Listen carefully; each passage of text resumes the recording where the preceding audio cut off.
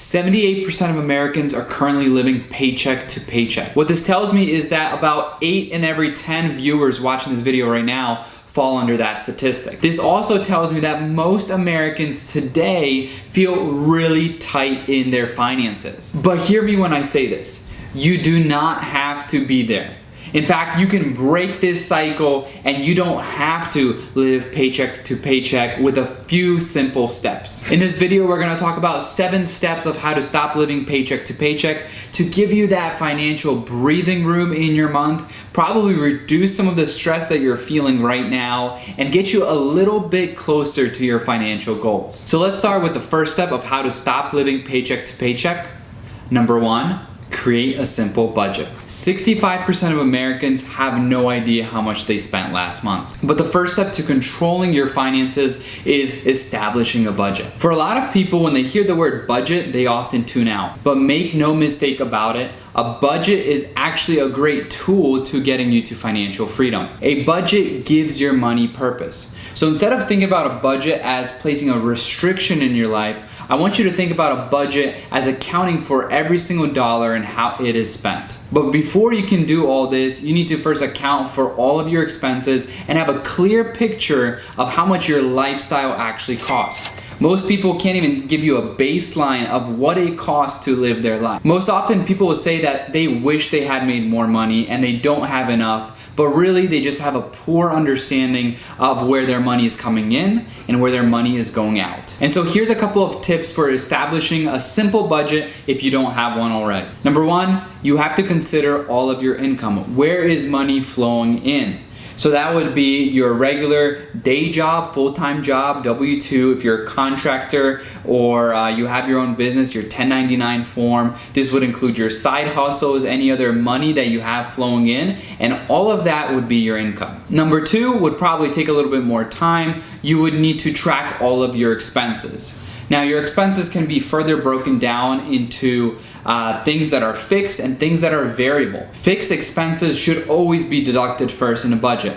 So things like your rent or your mortgage, your home insurance or renter's insurance, your car insurance, the food you need to eat every month, any other bills that are non-essential like heating and electric, things that you just have to pay for to stay alive. Now, you also need to understand your variable expenses. Things like going out or for entertainment. Things that are one-off purchases or something that you pay for enjoyment but isn't necessarily going to be a payment for next month. Once you've identified your income, all the money flowing in, as well as all of your expenses, all the money flowing out, hopefully at this point your expenses are less than your income. If a budget had no flexibility, no one would follow them because life is life and life happens all the time.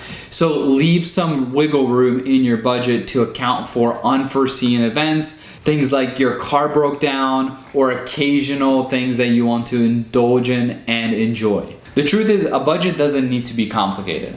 In fact, I remember my mom, when we first came to America, every single month she would write down in her notebook our income and our expenses, and it's something that I've learned from her. If you don't know where to start and how to allocate those funds from your income, there's a simple rule for budgeting, the 50-30-20 rule. All it is that 50% of your after-tax income will go to things that you need, things like your housing and your fixed expenses. The remaining 30% go to your needs, things like going out or those variable expenses that we just talked about.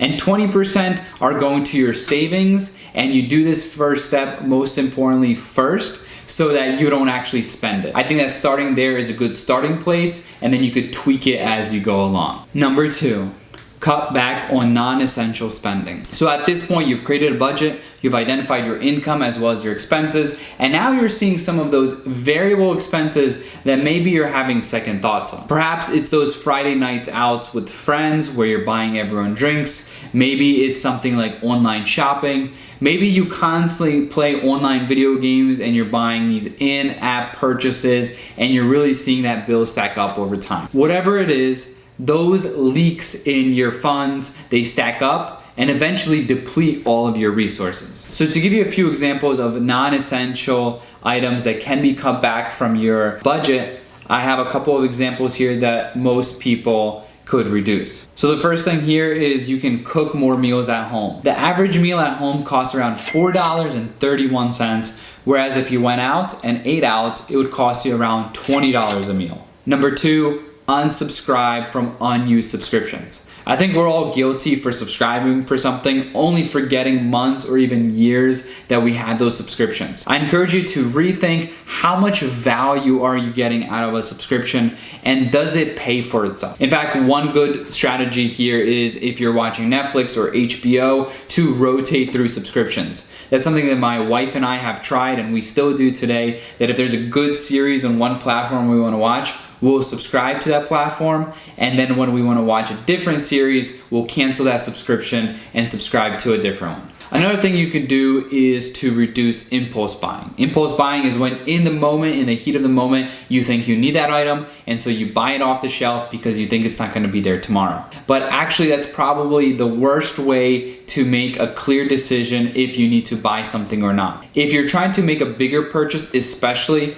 try to think about it for a couple of days, a week or two, if you can wait. If at the end of that week or two you still believe you need it and you want it, then go ahead and buy it, of course, but this will definitely filter out some of those impulse buying purchases. Number 3, build an emergency fund. Less than half of Americans, that is 44% of Americans, say they have less than $1,000 in their savings account.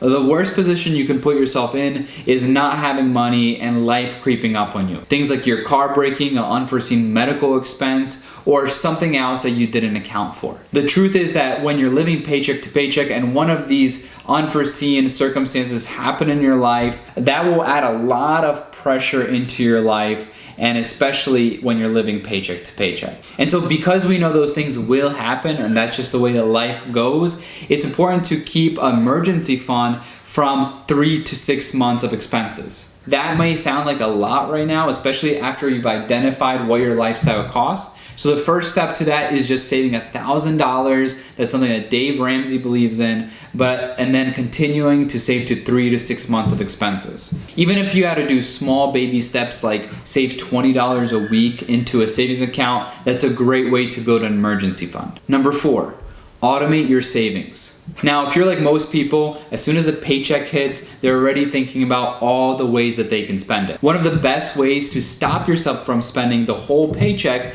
is to automate your savings. The best way to do this is to set up an automatic transfer from your checking to saving account every time you get paid. The truth is, a lot of people think that those that are rich and wealthy are just very disciplined with their money. But in reality, all those people have learned is how to automate their savings and also their investment. If you can take yourself as the variable out of this equation, you do a lot better. The best way to think about this money is that it doesn't exist, it's not there, and you don't even know about it. When you're automating your savings, consider opening a high yield savings account so that you can take advantage of the higher rates in the market right now and getting about a 5% return on your savings. Number 5, and this is probably one of my favorites, is to change your spending habits. Changing your habits and your behavior with money can go an absolutely long way. One way to do this is to embrace free activities. Things like going to the park with your friends and family, enjoying some time outside, finding a place like the beach or wherever you live, some public area that you can enjoy the nature, is a great way to spend your time. It doesn't cost you anything. You can bring your wife, you can bring your kids, and you can have a great time without spending a dime. This also includes things like libraries, museums, and other free activities that you can find in your community. There's actually a lot of these different events and activities going on. You just have to look for them. Another step is to embrace minimalism. When I grew up, I remember my parents, we didn't have much where we came from, so when we came to America, there was a lot more opportunity to obtain different things.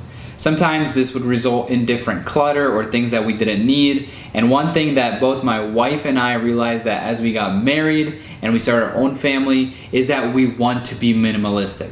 We didn't want to clutter our house with things that we didn't need or we don't find ourselves using. Minimalism doesn't mean you don't have things. It just means you reduce it to the minimum of what you need. Often for us, that's quality clothing, quality tools, quality instruments that we use every day, and we enjoy that. One more way to reduce your spending habits is learn to say no. People are very influenced by each other. In fact, we all kind of mimic and copy someone else. And so when one friend purchases one item that is expensive, it might make you feel like you're behind. That is the whole culture around fancy cars and luxury items. Often there is a pool of people or a group that you are so tightly knit into, and when you see one of your friends or family purchase that item and show it off, you feel like you're behind and you feel like you need it as well. But the truth is, you need to differentiate between your needs and your wants, and we need to learn how to say no. Number 6, increase your income. The truth is the average American hasn't seen any real wage growth in the past decade when accounted for inflation. While reducing your expenses is critical, you can also focus on the other side of the equation, and that's how much income you bring in. Here are a couple of options for you to consider as you're thinking about the other side. Number 1, consider your career and where you are in your career. Maybe it's time for you to switch a job if you don't see growth at your current job. Maybe it's to ask for a raise or to have that formal conversation with your manager about your compensation. Maybe it's about getting a different job in addition to your current job if you're part-time. The point is that with the job that you have today or the work that you're doing, the skills that you have, are you being compensated for it fairly, and do you see growth? Now, I know not everyone is in the tech industry or something that you can just negotiate your salary for 30% pay bumps by switching job to job, but make sure that overall you are growing, and most importantly, your salary is not being eaten away by inflation. If that's not really an option for you, consider a side hustle. Consider the things that you understand and you know. I've recently come across this TikTok channel of where this woman buys old and used beat up furniture on Facebook Marketplace. She started a business at home, repolishing that wood, sanding it down, putting wood stainer on it, and I mean, she makes these pieces of furniture look incredible and brand new. She will then flip these and sell them back on Facebook Marketplace for, I saw, returns of 200, 300, 400%. And while it took her definitely some time to understand the ins and outs of this business, she's doing an excellent job, and it's definitely paying her for her time. Another thing that you can do pretty easily over the weekend is to sell unused items. You can go through your closets, your garage, your downstairs, and see of all the things that are unused, or maybe even things that you have forgotten about. Selling your unused items is a great way to have a little surplus in your income that month, and it's also a good way to clean out the clutter in your home. You can sell things like on eBay or on Facebook Marketplace. I know my wife that every couple of months she goes through her closet and she looks at all her clothes, and she tells me if I haven't worn this in the past 6 months or some time frame, then I probably don't need it, and she lists it on Facebook and other apps, and she does a great job selling it. And of course, at the end of the day, we're all paid for our skills and our time at our job, so you can also learn to invest in yourself and to grow your skills. This includes things like taking online courses or classes and things that you enjoy, or things that you can actually bring in some extra income with. Things like certifications if you're in tech, and things that you can learn on the side. Also trying to understand how you can be a better employee at your current workplace by advancing your skills and offering a little bit more to the table. And finally, number 7, set long-term goals. I've learned that the key to financial stability is it's not just an equation, but it's a big mental game. So in order for you to reach your goals and to stop living paycheck to paycheck, you have to consider the things you want to do. Having a positive attitude and mindset when approaching a budget will definitely help you stick to it in the long run. Remember that anything good in life that actually makes progress, it takes some time and it takes some real effort. One thing that I found myself helping me to stick to a budget and to stick to my goals is to, of course, celebrate the small victories. For example, don't forget to take yourself out or your wife out when it's their birthday to get them something nice without breaking the bank. Life is too short to just live for a budget or for the next financial gain, not knowing where life will take us. One rule that I've established for myself as a general philosophy about the way I think about money is when I'm in my 20s, thinking about my 40s. I don't want to make decisions today that my 40, 50, or 60-year-old self will regret later in the future. And when I'm in my 40s, 50s, 60s, I don't want to look back at my 20s and regret some of the decisions that I made. I don't want to look back and regret the savings that maybe I've saved but haven't lived in those years. It's definitely a hard balance, and you have to juggle between tomorrow and today. But when you find that centerpiece of where you are getting closer to your goals, but you're also living the lifestyle you would like, that is a great place to be. Probably for most of us, sometimes that will require some sacrifices today in order that we have a better tomorrow. All right, guys, well, thank you so much for watching this video. Be sure to give this video a like, subscribe down below. And if you're wondering, where have I been for the past 5 years? I know I haven't made many uploads to this channel since that time. Please watch this video explaining where I've been, where I'm going, and what this channel is all about. And I'll see you guys in my next video.